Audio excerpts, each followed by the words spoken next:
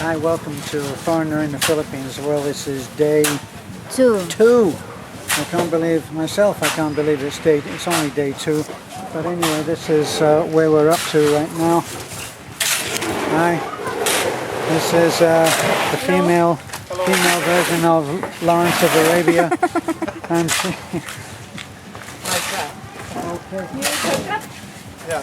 So Oh, it's nice. let's look. This Dwayne over there. So what a great little house this will be. Yes, this is our day two, and it's like the same size, the blind man and the design. No more green. So you can see how we're doing. The roof is on. All of that is done.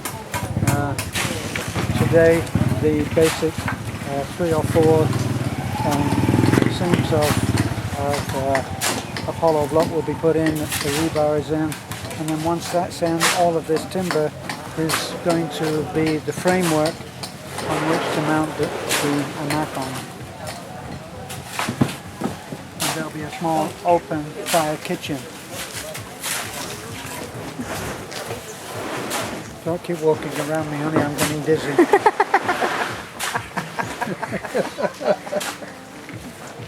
So, That's the love Anyway. that our subscriber is amazing. You love This person? Dwayne again.